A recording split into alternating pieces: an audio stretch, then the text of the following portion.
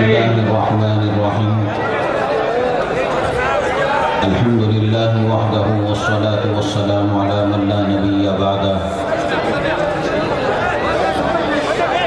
أما بعد فأعوذ بالله من الشيطان الرجيم بسم الله الرحمن الرحيم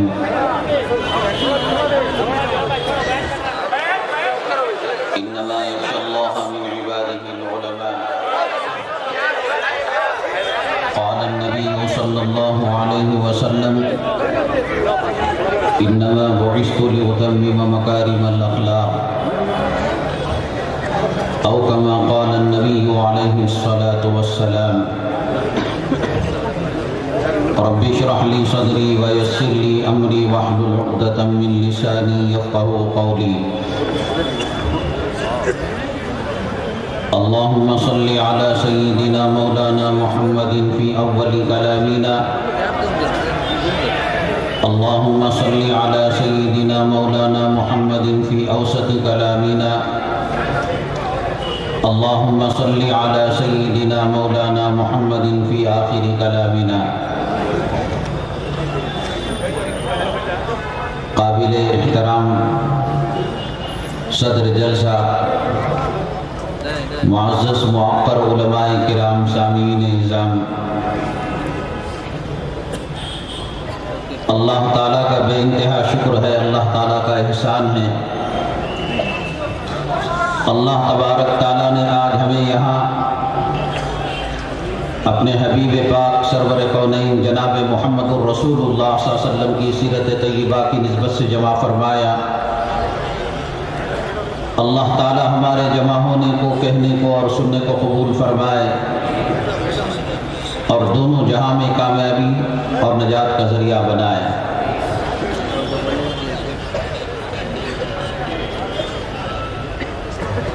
معزز سامعین کرام جس طریقے سے زمانہ آگے بڑھ رہا ہے جسمانی اعتبار سے نئی نئی بیماریاں جن کو انسان جانتا بھی نہیں تھا وہ آ رہی ہیں اور انسان کا سامنا کر رہا ہے اسی طریقے سے ہمارے سماج میں سوسائٹی میں ہمارے بھائیوں میں وہ بیماریاں جن کا تصور خیر القرون میں اور پچھلے زمانے میں نہیں تھا آج دیکھنے کو مل رہی ہیں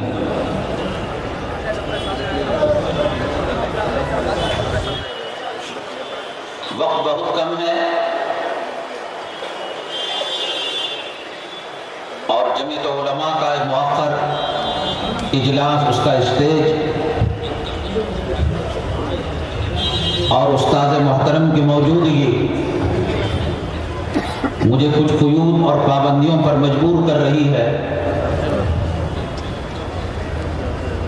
آپ جانتے ہیں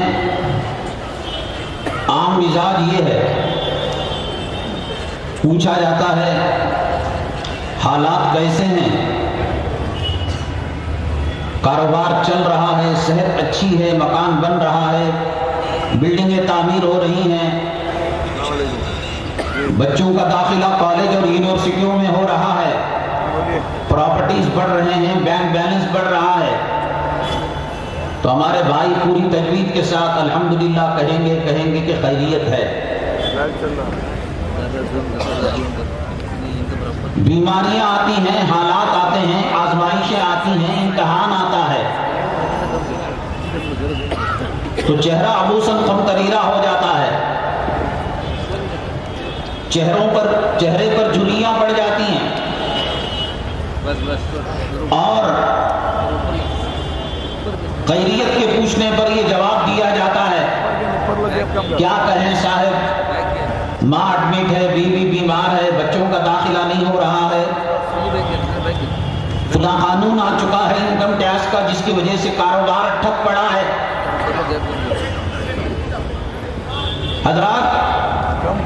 آج کے اس معزز مؤخر اسٹیج سے یہی پیغام میں دینا چاہتا ہوں ہماری کامیابی اور ناکامی حالات کے بدلنے کے اندر نہیں ہے کہ طبیعت اچھی ہو تو خیریت ہے طبیعت اچھی نہیں ہو تو خیریت نہیں ہے، کاروبار چل رہا ہے تو خیریت ہے، کاروبار ٹھپ ہے تو خیریت نہیں ہے۔ اللہ کے حبیب پاک جناب محمد رسول اللہ صلی اللہ علیہ وسلم نے ارشاد فرمایا، اشد البلاء انبیاء ثم الامثل فالامثل، اس دھرتی پر اس آسمان کے نیچے سب سے زیادہ امتحانات، حالات، آزمائشیں جو آتے ہیں وہ حضرات انبیاء علی نبینا علیہم الصلاۃ والسلام کو آتے ہیں کہ بعض پیغمبروں کے سروں کو آروں سے نہیں کاٹا گیا، زندہ درگور کرنے کی کوششیں نہیں کی گئی۔ کون سے پیغمبر ہیں کہ جن پر تہمتیں نہیں لگی، ہجرت کرنے پر مجبور نہیں ہوئے، گھوڑوں کے پیروں تلے انہیں روندا نہیں گیا؟ کیا حالات کے آنے کی وجہ سے ان کا مقام، ان کی فضیلت اور ان کا مرتبہ گھٹ گیا؟ کیا لوگوں نے ان سے اپنا ناطہ اور اپنا تعلق توڑ لیا؟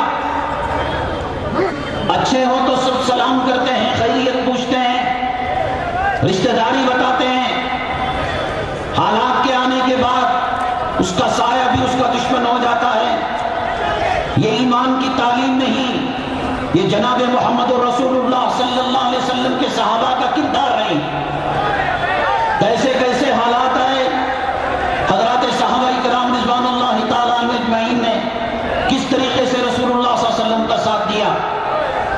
حضرات سال میں ایک مرتبہ 12 ربیع الاول کو جلوس نکال لینے سے، نعرہ بازی کر لینے سے، پرجوش تقریریں کر لینے سے کوئی نبی کریم صلی اللہ علیہ وسلم کا سچا محب اور سچا عاشق نہیں ہو جاتا۔ جب تک ہم حضرات صحابہ کرام رضوان اللہ تعالیٰ عنہم اجمعین کے اسوے کو اپناتے نہیں، ان کے کردار کو نہیں اپنائیں گے، عشق رسول اور محبت رسول صلی اللہ علیہ وسلم کا اگر کوئی معیار ہے، حضرات صحابہ کرام رضوان اللہ تعالیٰ علیہ مجمعین ہے۔ کیا کیا تھا انہوں نے؟ مشکل حالات کے اندر ساتھ چھوڑ دیا تھا، شیب ابی طالب کے اندر ساتھ چھوڑ دیا تھا، پیٹ پر پتھر نہیں باندھے گئے تھے۔ حضرت بلال حبشی رضی اللہ تعالیٰ عنہ کے ساتھ کیا معاملہ ہوا؟ حضرت حمزہ رضی اللہ تعالیٰ عنہ کے ساتھ کیا معاملہ ہوا؟ حضرت خولہ خمسہ رضی اللہ تعالیٰ عنہ کے ساتھ کیا معاملہ ہوا؟ مکی زندگی کے اندر صحابہ کرام پر کیا بیت رہی تھی؟ اولیاء کرام کے ساتھ کیا حالات آئے؟ بالخصوص ان حالات کے اندر جیل کے جو حالات آتے ہیں، ان حالات کے اندر مسلمانوں کا کیا رویہ ہے؟ قابل صد مبارکباد ہے اللہ تبارک تعالیٰ ہمارے زندگی کا کچھ حصہ ہمارے ابو محترم ہمارے شیخ حضرت مولانا عاشق صاحب مدنی دامت برکاتہم عالیہ کو نصیب فرما دے۔ میں دیکھ کر آیا ہوں جیل کی حالت کہ جیل کے قیدی کس کسب و کرسی کی حالت کے اندر گزر رہے ہیں۔ مرنے والے کو موت ایک مرتبہ آتی ہے، قیدی بار بار مرتا ہے اور بار بار جیتا ہے۔ قیدیوں کی بیویوں پر کیا گزرتی ہے، ان کی اولاد پر کیا گزرتی ہے،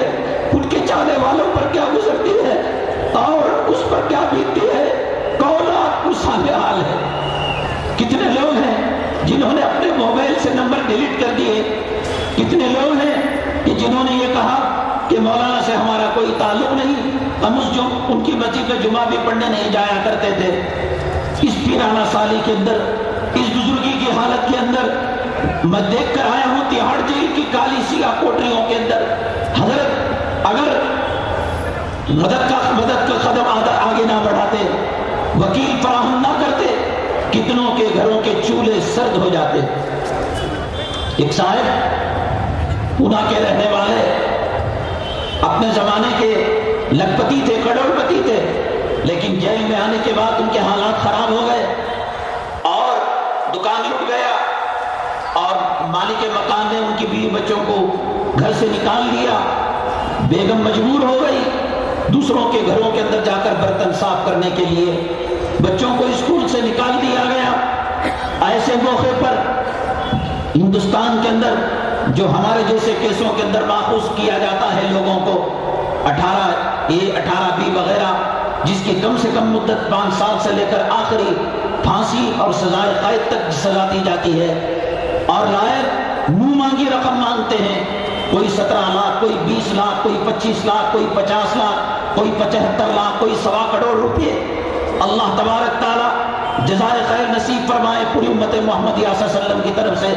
پوری قیدیوں کی دعائیں، ان کے پسماندگان کی دعائیں، ان کی بیویوں کی دعائیں، ان کے بچوں کی دعائیں، جمعیت علماء بالخصوص حضرت کے ساتھ وابستہ ہیں کہ ایسے نازک موقع پر انہوں نے جب اپنے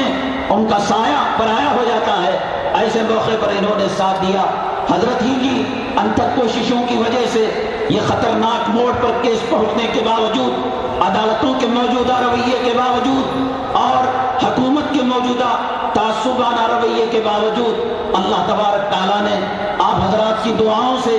اور حضرت کی محنتوں سے اور تنظیم جمعیت کی کاوشوں سے اللہ تبارک تعالیٰ نے وہ وقت لایا کہ آج 12 ربیع الاول کے مبارک موقع پر میں آپ حضرات کے سامنے موجود ہوں۔ اللہ تعالیٰ کا شکر ہے، اللہ تبارک تعالیٰ کا احسان ہے۔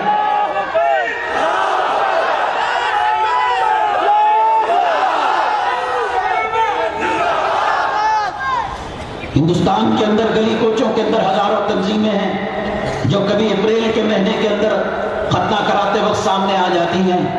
کبھی جون کے مہینے میں اسکول کے یونیفارم اور کتابیں دینے کے اندر سامنے آ جاتی ہیں، لیکن آپ یہ بتائیے اس نازک اور حساس مسئلے کے اندر پوری دنیا کے اندر وہ کون سی تنظیم ہے، وہ کون سے بزرگ حضرات ہیں جو راتوں میں روتے ہیں، دن میں تڑپتے ہیں،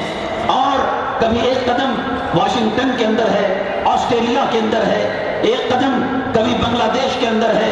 آج حضرت کے ہم شاگرد ہونے کے باوجود، حضرت کے بچوں کی طرح ہونے کے باوجود شیواجی نگر سے یہاں آ کر، ٹینی روڈ سے یہاں آ کر اپنی تھکان نکالنے لگتے ہیں۔ عمر کے اس پیرانہ سالی بزرگی کے مرحلے کے اندر حضرت امت کے لیے رو رہے ہیں، امت کے لیے تڑپ رہے ہیں، امت کی فکریں آپ کے سینے کے اندر موزن ہیں۔ صحیح معنوں کے اندر نبی کریم صلی اللہ علیہ وسلم کی وراثت کا اگر کوئی حقدار ہے وہ نہیں کہ جو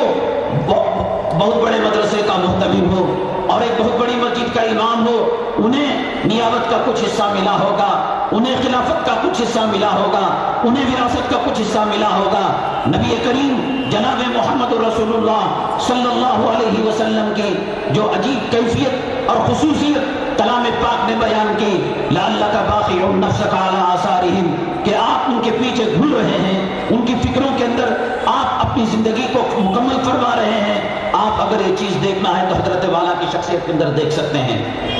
اللہ تبارک تعالیٰ بہت دیر تک صحت و عافیت کے ساتھ امت پر آپ کے سائے کو قائم و دائم فرمائے، نظر بد سے آپ کی حفاظت فرمائے۔ ہماری سب کی دعائیں ہیں، اللہ تعالیٰ سے دعا ہے اللہ تعالیٰ ہماری زندگی کا قیمتی حصہ، صحت کا حصہ اللہ آپ کے حصے کے اندر لگا کر امت کی صحیح خدمت کرنے کی آپ کو توفیق نصیب فرمائے۔